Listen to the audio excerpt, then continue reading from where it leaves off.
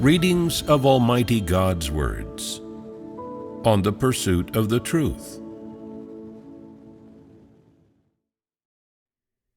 How to pursue the truth. 9. There's another issue when it comes to letting go of people's pursuits, ideals, and desires. Some people say, "You speak now of letting go of people's pursuits, ideals, and desires.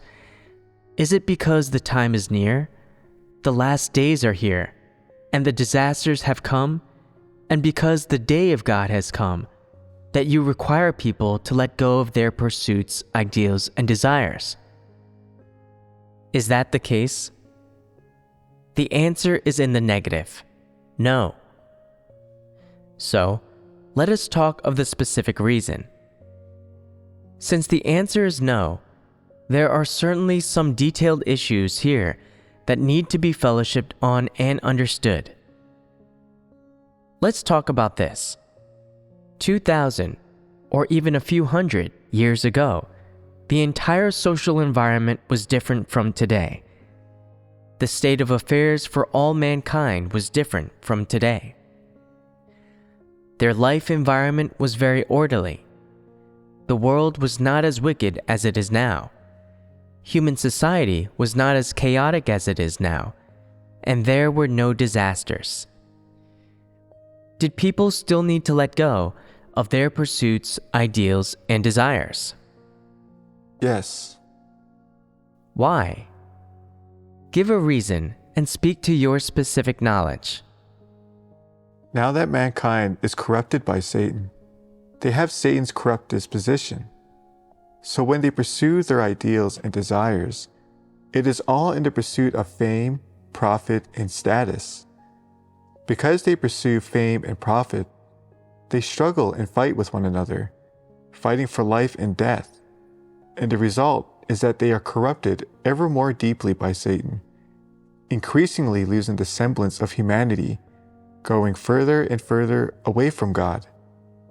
Thus, one can see that the path of pursuing ideals and desires is mistaken. So it is not because God's day is near that He requires people to let go of their pursuits, ideals, and desires. Rather, people should not pursue these things in the first place.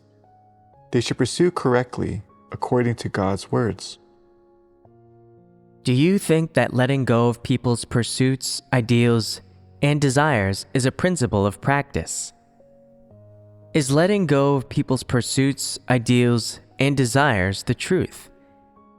Is it a requirement God has of man? It is a truth, a requirement God has of man. So, is it the way in which people ought to walk?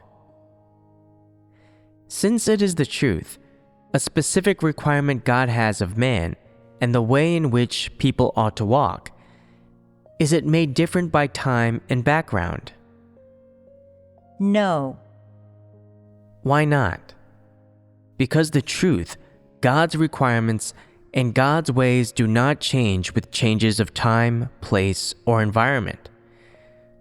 No matter the time, no matter the place, and no matter the space, the truth is always the truth, and the standard God requires of man does not change, nor does the standard He requires of His followers. So, no matter the time, place, or context, the ways of God in which those who follow Him are to walk do not change. So, requiring people to let go of their pursuits, ideals, and desires in today's age is not a requirement put forward for man just because the time is near, or because the last days are here. Nor is it because the days are few and the disasters are great. Nor is it for fear of man falling into disaster. That there is such an urgent requirement of man, requiring them to engage in extreme or radical courses of action in order to achieve the fastest entry into the truth reality. This is not the reason. What is the reason then?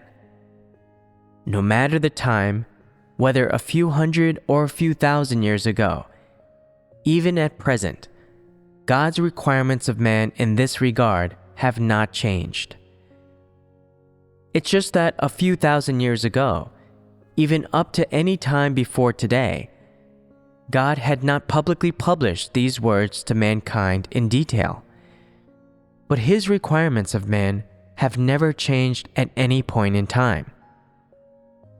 Starting from the time that humankind first kept records, God's requirements of them have never been for them to diligently pursue the world, or to realize their own ideals and desires in the world.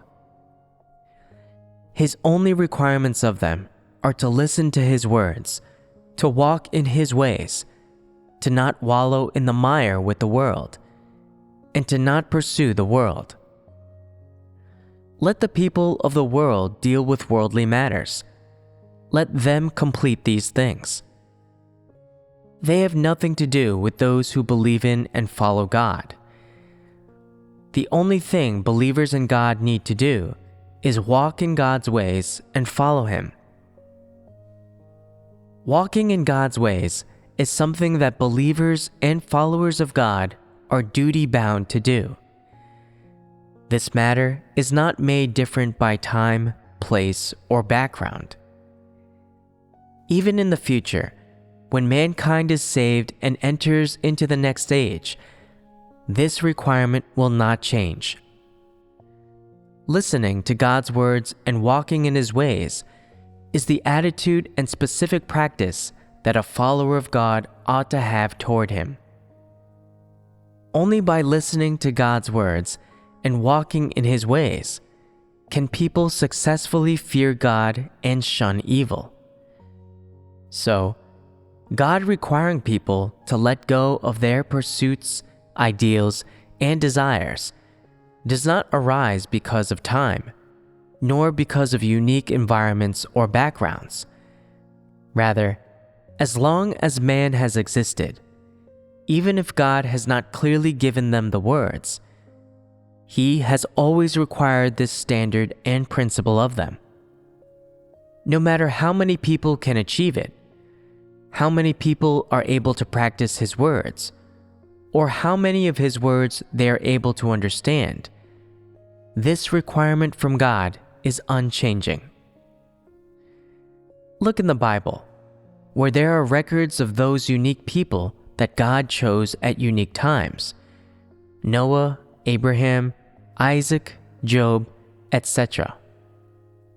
God's requirements of them, the ways in which they walked, their life goals and direction, as well as the goals they pursued and the specific courses of action they took for life and survival, all embody God's requirements of man. What are God's requirements of man? Included in them is that people must let go of their pursuits, ideals, and desires, right? Whether in spirit or in form, they must shun noisy, disorderly, wicked mankind and shun their noisy, disorderly, wicked trends. Before, there was a word which was not too suitable: sanctified. In reality, the meaning of this word is to require you to let go of your pursuits, ideals, and desires, to prevent you from becoming an unbeliever, or from doing the things unbelievers do, or from pursuing the pursuits of an unbeliever, and rather making you pursue the things a believer ought to. That is what it means. So, when some people say, "Is it because the time is near, the last days are here, and the disasters have come, that God requires people to let go of their pursuits, ideals, and desires?" What should the answer to this question be? It should be that any and all of God's requirements of man are the truth, and the ways in which people ought to walk.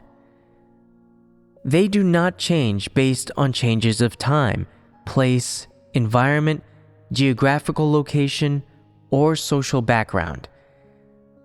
God's words are the truth that has not changed from time immemorial, which does not change throughout all eternity.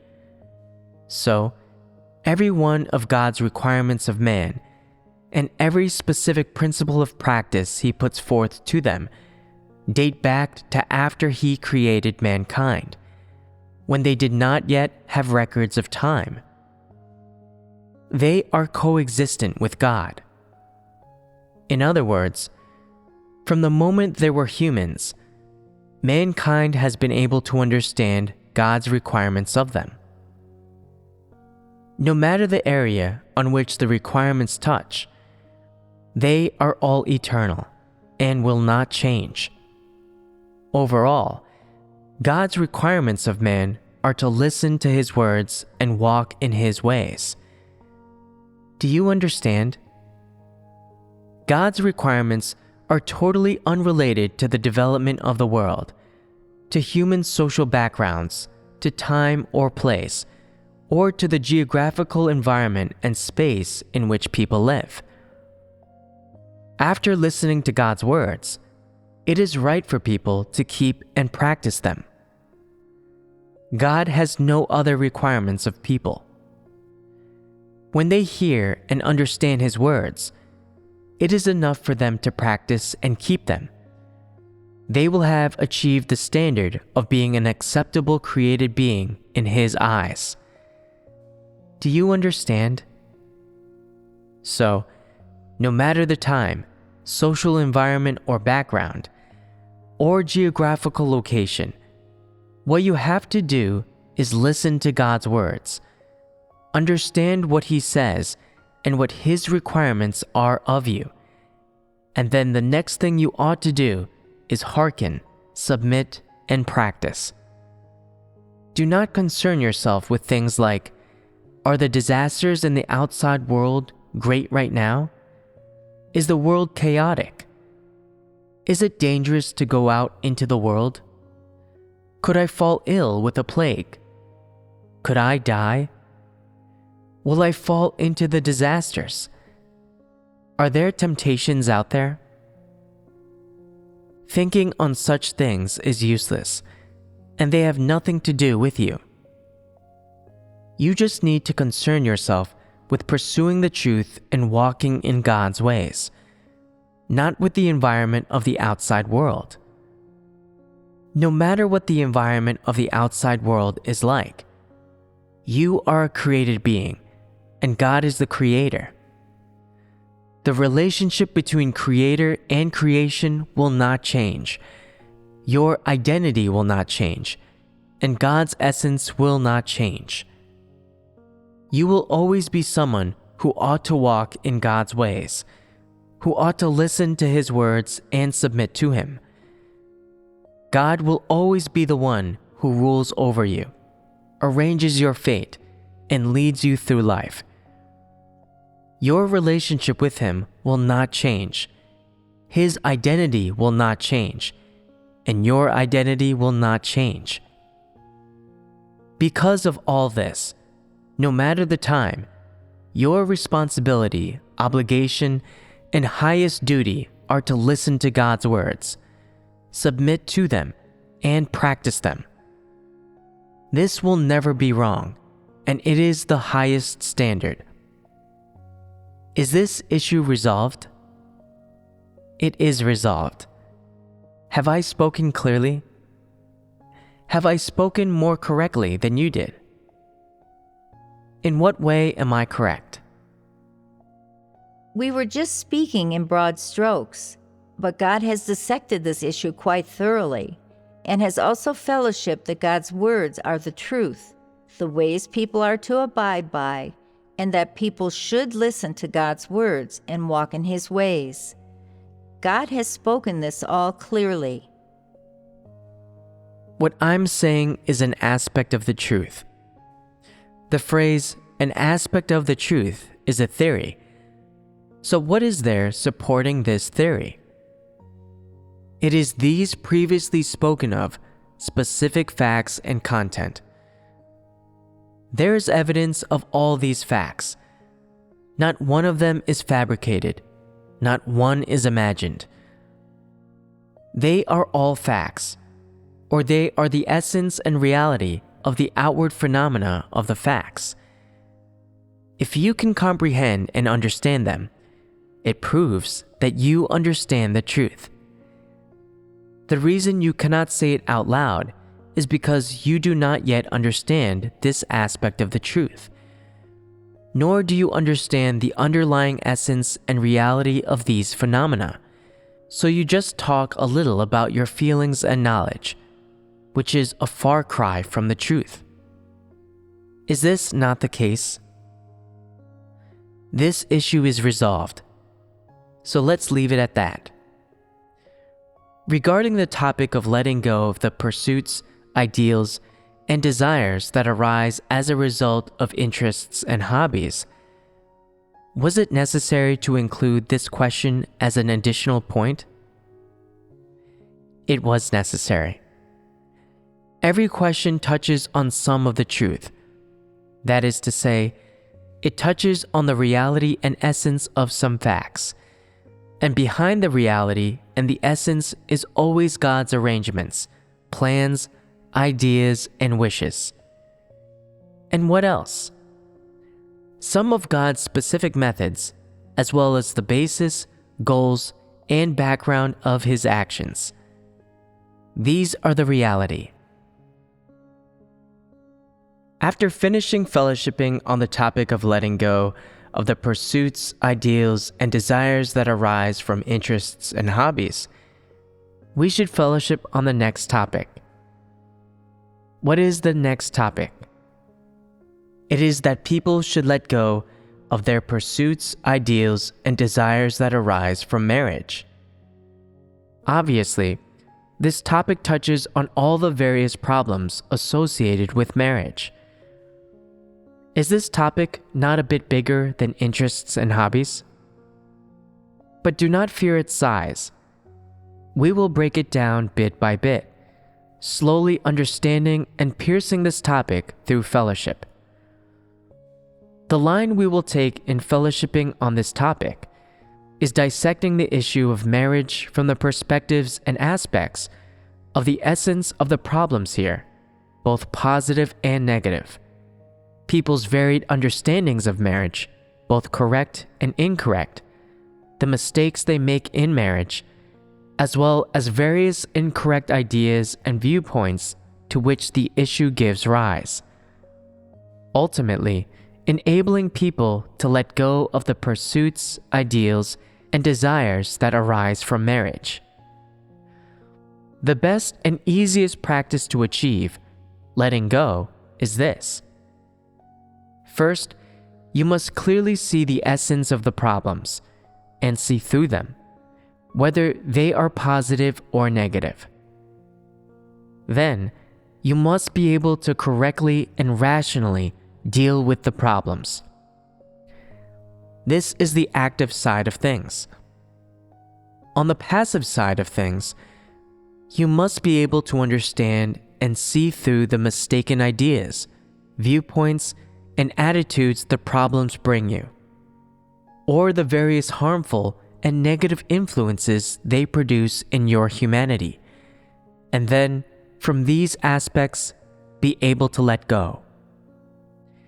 In other words, you must be able to understand and see through these problems, without being tied up or bound by the mistaken ideas these problems produce, and without letting them control your life and lead you into crooked paths, or lead you to make wrong choices. In short, whether we are fellowshipping on the positive or the negative, the ultimate goal is to enable people to deal with the problem of marriage rationally, to not use erroneous ideas and views to comprehend and approach it, nor to have incorrect attitudes toward it.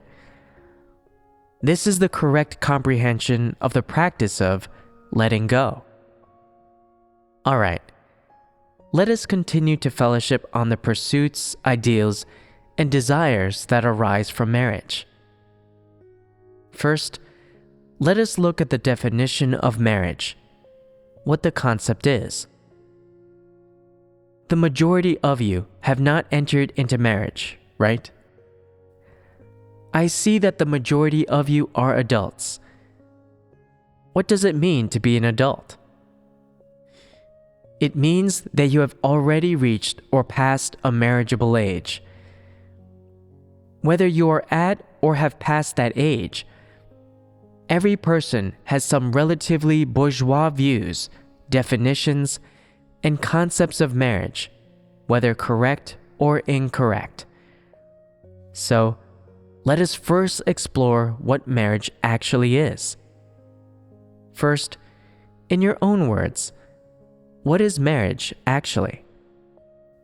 If we want to speak of who is qualified to talk about what marriage is, it's probably those who have been married before. So, let us first start with those who have been married, and when they are done speaking, we can move on to unmarried adults.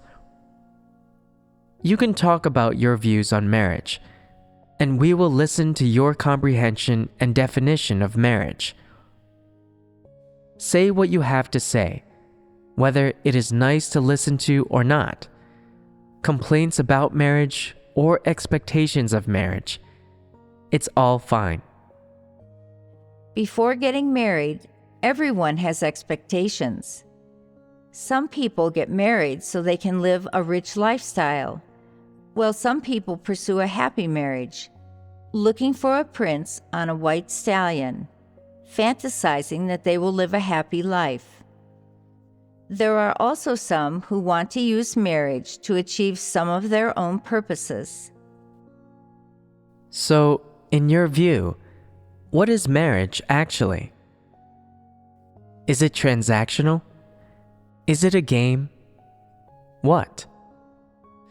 Some of the situations you have mentioned are about living well off, which is a kind of transaction. What else? I feel like for me, marriage is just something I yearn for, something I long for. Who else wants to talk? What knowledge do the married people have about marriage? Especially the people who have been married for 10 or 20 years. What feelings do you have about marriage? Are you not usually full of reflections on marriage? For one thing, you have experience with your own marriage, and for another, you have seen the marriages of those around you. At the same time, you have considered the marriages of others that you have seen in books, literature, and movies. So, from those aspects, what do you think marriage is? How would you define it? What do you comprehend about it? How do you define marriage? Married people, those who have been married for a few years, especially those of you who have raised children, what are your feelings on marriage? Speak. I can fill in a little. I watched a lot of television programs from a young age. I would always yearn for a happy married life. But after getting married, I realized that it wasn't the way I had imagined. After getting married, the first thing I had to do was work hard for my family, which was very tiring. For another thing, because of incompatibility between my husband's and my temperaments, and between the things we yearned for and pursued, especially the difference between the roads we pursued, we had many differences in life, to the point that we would argue. Life was hard. At this point, I felt that the kind of married life I had yearned for as a child was actually not realistic. It was just a pleasant desire, but real life is not like that. These are my thoughts on marriage.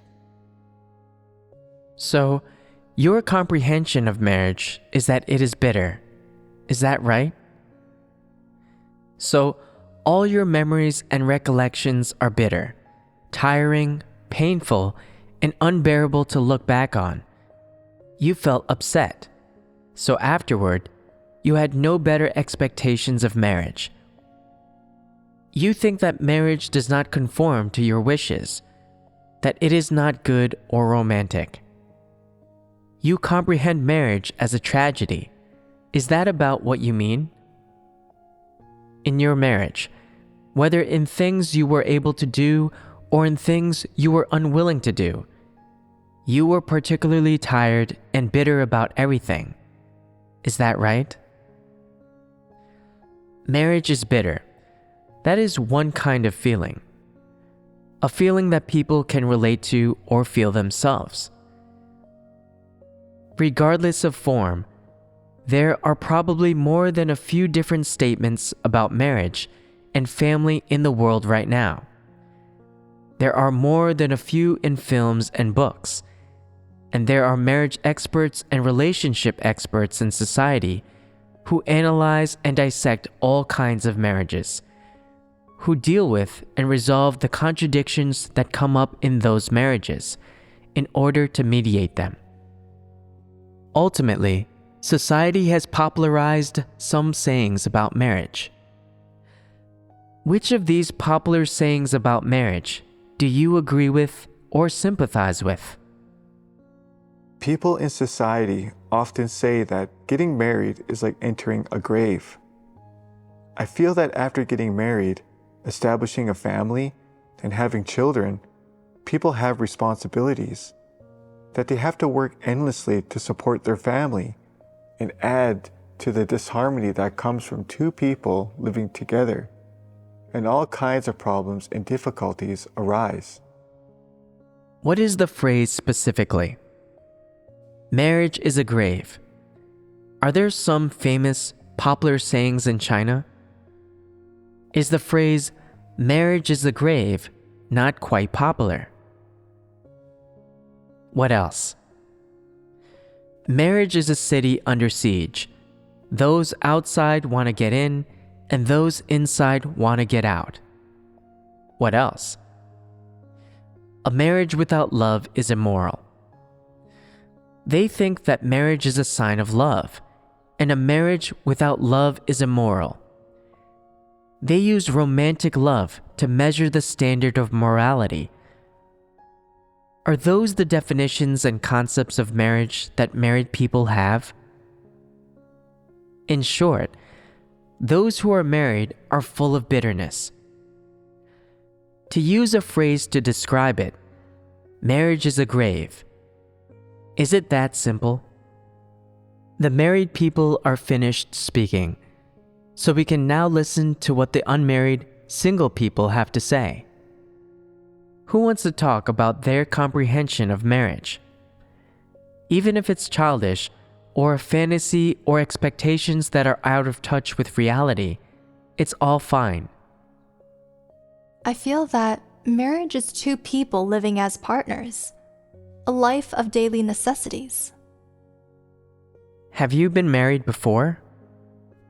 Do you have any personal experience? No. Daily necessities, living as partners. Is that really what you think? That practical? In my ideals, marriage is not like that, but that's what I have seen in my own parents' marriage. Your parents' marriage is like this, but your ideal marriage is not. What is your comprehension and pursuit when it comes to marriage? When I was little, my comprehension was just to find someone I admired, then to live happily and romantically with him. You wanted to live with him, hold his hand, and grow old together. Is that right?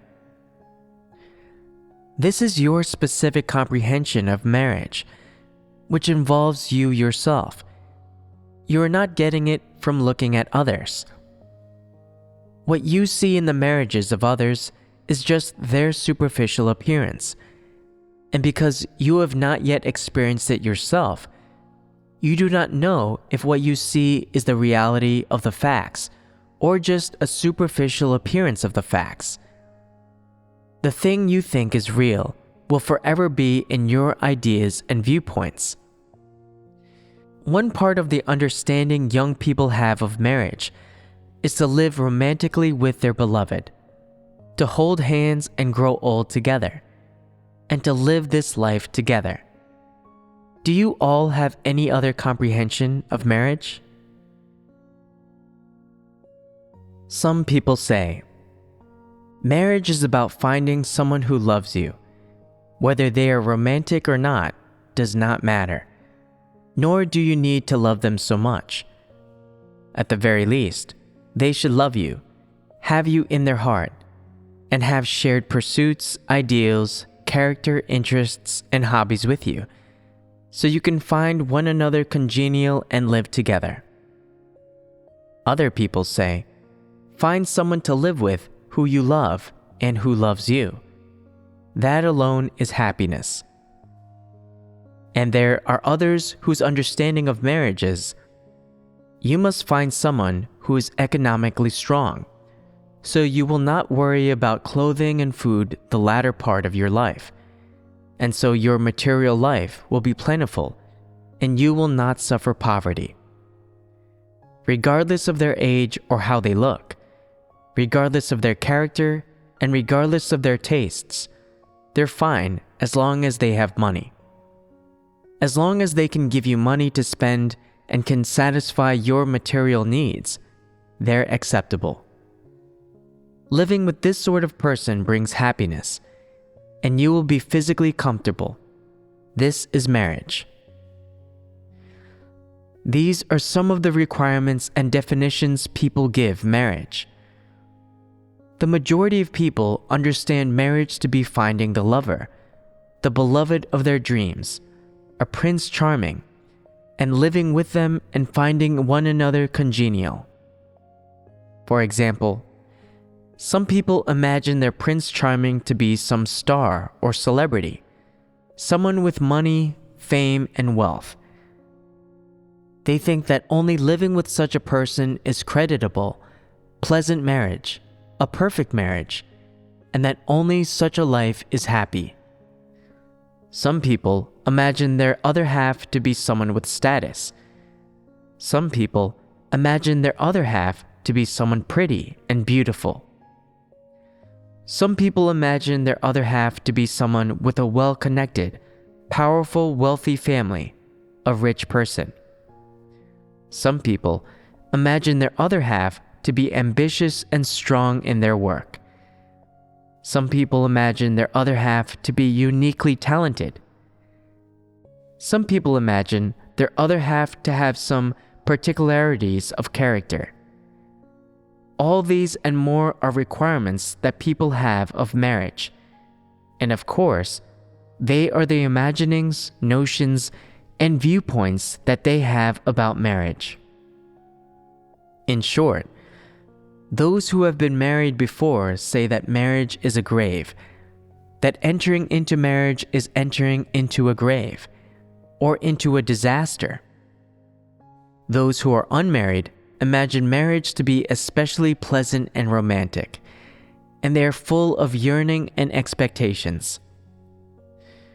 But whether those who have been married or those who have not, no one can speak too clearly on their comprehension or understanding of marriage, or what the actual definition and concept of marriage is, can they? Those who have experienced marriage say, marriage is a grave, it is bitter. Some of those who are unmarried say, your understanding of marriage is incorrect. You say marriage is bad, which is because you are too selfish. You did not put much out in your marriage. Because of your various flaws and problems, you managed your marriage into a mess. You destroyed and broke up your marriage with your own hands. There are also some who are already married, who say to those single people who have not yet entered into marriage, you're an ignorant child. What do you know? Do you know what marriage is like? Marriage is not a matter of a single person, nor of two people. It is a matter of two families, or even two clans. There are many issues contained therein that are neither simple nor straightforward. Even in a world of only two, where it is only a matter of two individuals, it is not so simple. No matter how pleasant your understanding and fantasy of marriage is, as the days drag on, it will be ground down by the trivialities of everyday needs until its color and flavor will fade. You aren't married, so what do you know? You have never been married, have never managed a marriage, so you are unqualified to evaluate marriage or make critical remarks. Your understanding of marriage is imagination, wishful thinking. It is not grounded in reality. No matter who is talking about it, there is an objective rationale, but when all is said and done, what actually is marriage? Which perspective is the most correct, most objective way to look at it? Which is most in line with the truth? How should one look at it? Whether speaking of those who have experienced marriage before or those who have not, for one thing, their understanding of marriage is filled with their own imaginations, and for another, corrupt mankind is full of emotions regarding the role they play in marriage. Because corrupt mankind does not understand the principles to which they should hold in various environments, and does not understand the role they play in marriage or the obligations and responsibilities they ought to fulfill, some of their sayings about marriage are unavoidably emotional and involve their personal selfishness and hot-headedness, etc. Of course, whether an individual is married or not, if they do not see marriage from the perspective of the truth, and if they do not have a pure understanding and knowledge of it from God, then, except for all their practical personal experience of marriage, their understanding of marriage is in great degree influenced by society and by wicked mankind. It is also influenced by the atmosphere, trends, and public opinions of society, as well as by the mistaken, biased, and what might more specifically be termed inhumane things said about marriage by the people of every level and stratum of society. Because of these things others say, people will, for one thing, be unconsciously influenced and controlled by these thoughts and viewpoints, and for another thing, they will unconsciously accept these attitudes and ways of looking at marriage, as well as these ways of dealing with marriage and the attitudes toward life held by those who lived married. To begin with, people do not have a positive understanding of marriage, nor a positive, accurate knowledge and cognition of it. Besides, both society and wicked mankind instill negative and mistaken thoughts about marriage into them. Therefore, people's thoughts and viewpoints about marriage become biased and even wicked. As long as you live and survive in this society and have eyes to see, ears to hear, and thoughts to ponder questions, you will to differing degrees accept these mistaken thoughts and viewpoints, which leads to an incorrect, biased understanding and knowledge of marriage. For example, 100 years ago, people did not understand what romantic love was, and their understanding of marriage was very simple. When someone reached a marriageable age, a matchmaker would introduce them, their parents would handle everything, and then they would hold a wedding with a member of the opposite sex, enter into marriage, and the two of them would live together and pass their days. Thus, they would accompany one another through this life, until they got to the end. That is how simple marriage was. It was a matter of two individuals, two people from different families living together, accompanying one another, taking care of one another, and living a lifetime together. It was that simple. But at some point, people started bringing up what they call romantic love, and romantic love was added to the content of marriage, all the way up to the present day.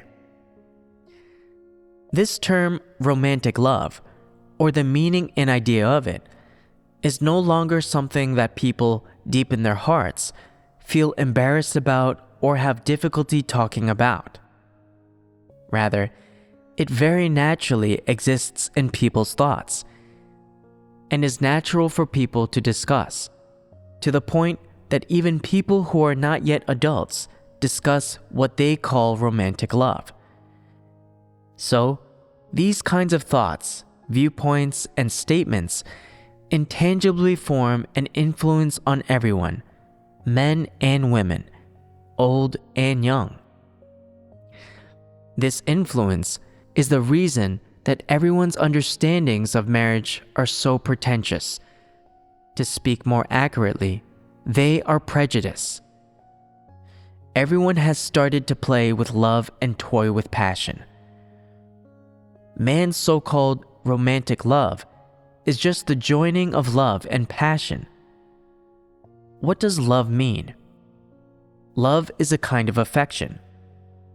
What does passion mean? It means lust. Marriage is no longer as simple as two people passing the days together as partners. Rather, it has become a toy for affection and lust. Is this not the case?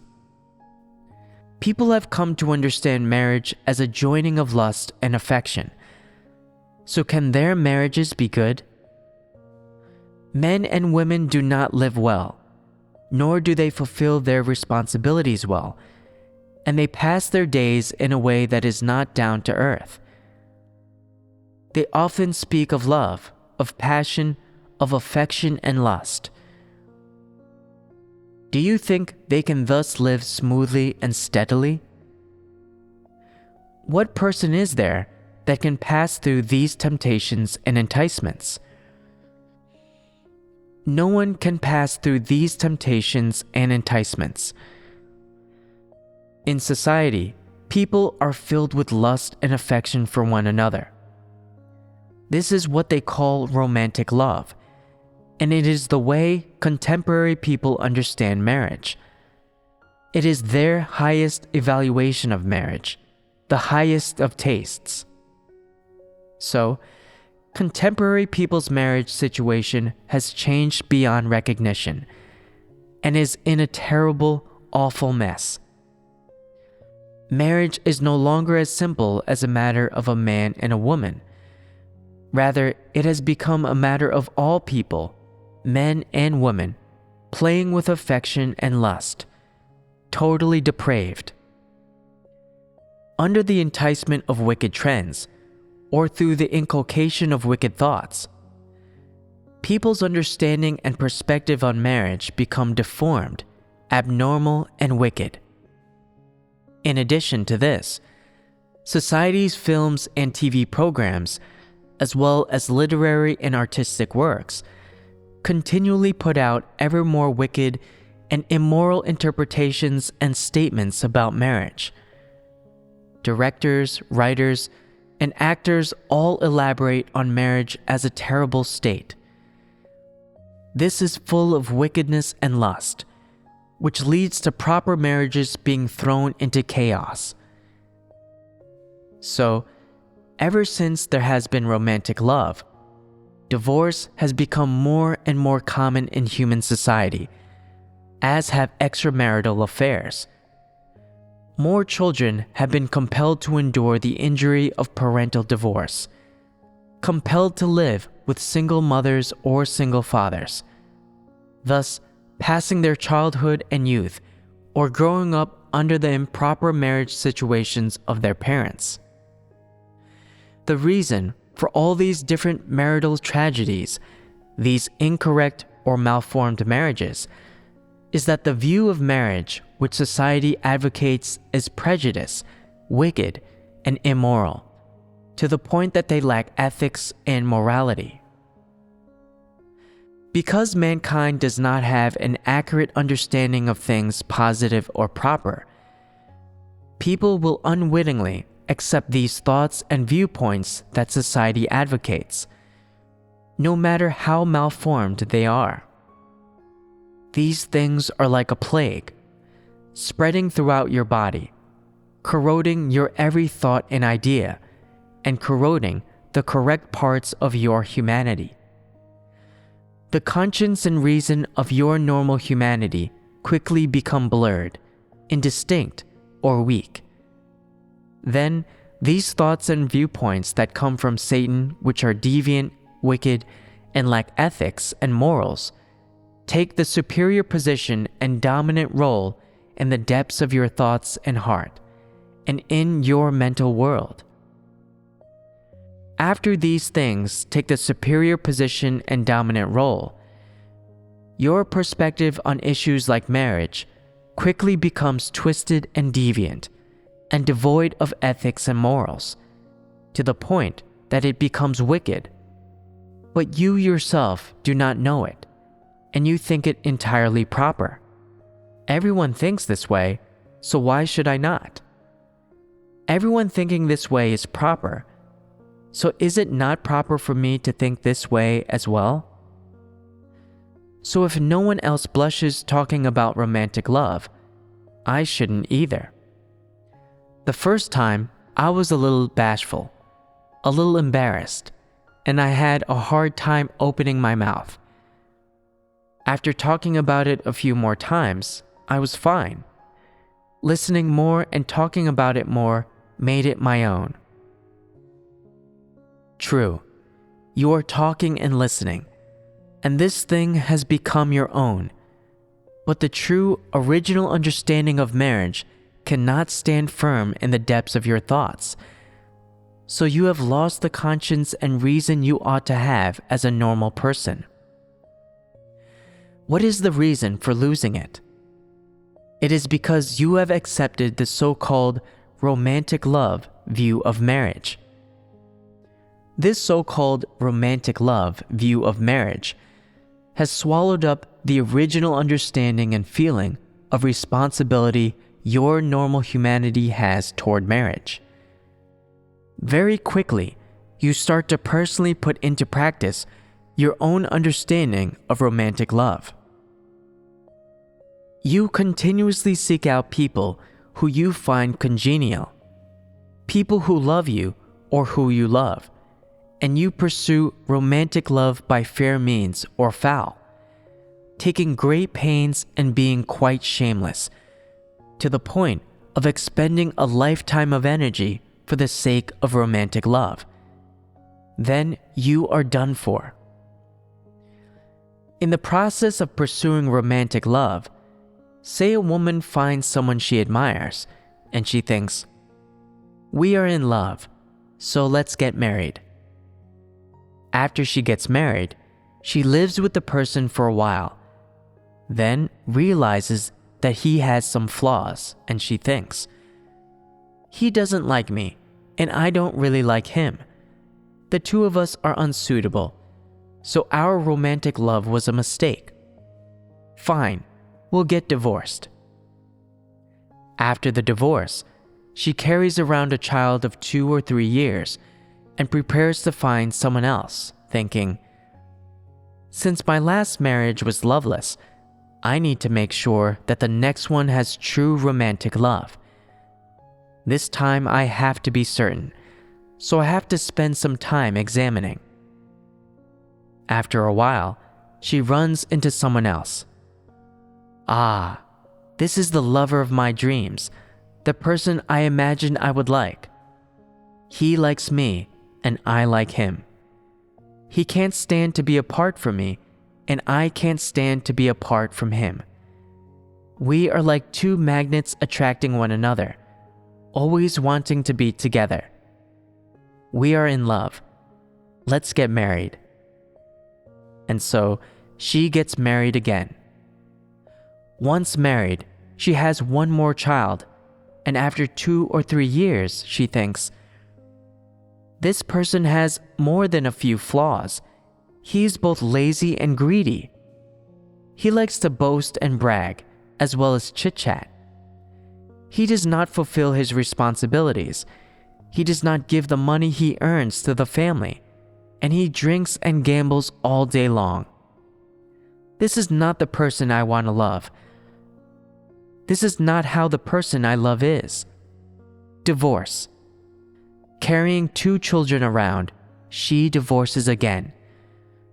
After getting divorced, she starts to consider, what is romantic love?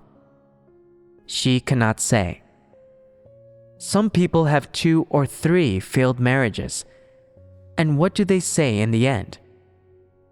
"I don't believe in romantic love. I believe in humanity."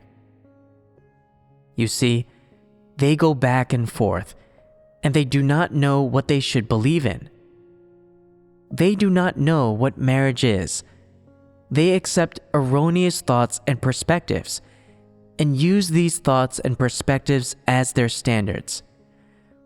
They personally put into practice these thoughts and perspectives, and at the same time, they also ruin marriage and themselves, as well as ruining other people. To different degrees, they harm the next generation and themselves, both physically and spiritually. These things are all part of the reason why people feel pained and helpless regarding marriage, why they have no good feelings about marriage. I just fellowshipped about people's various perspectives and definitions of marriage, as well as the situation that human marriage is in as a result of the incorrect viewpoints modern people hold regarding marriage. In short, is the situation of modern human marriage good or bad? It has no prospects. It is not optimistic, and it is ever more turned upside down. From the east to the west, from the south to the north, human marriage is in a terrible, awful state. People of the current generation, people under the age of 40 or 50, all witness the misfortune of the previous and next generation's marriages, as well as these generations' views on marriage, and their failed marriage experiences. Of course, many people under the age of 40 are victims of all kinds of unfortunate marriages. Some of them are single mothers. Others are single fathers. Though, of course, relatively speaking, there are not as many single fathers. Some people grow up with their birth mother and stepfather. Some grow up with their birth father and stepmother, and others grow up with siblings from different mothers and fathers. Others have divorced parents who remarry, and none of the parents want them, so they become orphans, who grow up into adults after a few years of muddling through society. Then they become a stepfather or stepmother, or they become a single mother or father. This is the situation of modern marriage. Is mankind's management of marriage to this degree not the result of Satan's corruption of them? This necessary form of mankind's most basic survival and multiplication has been utterly mutilated and made a mess of. How do you think mankind lives? Seeing each family's life is vexing, too awful to even look at. Let us speak no more of this. The more one says, the more vexed one feels, right?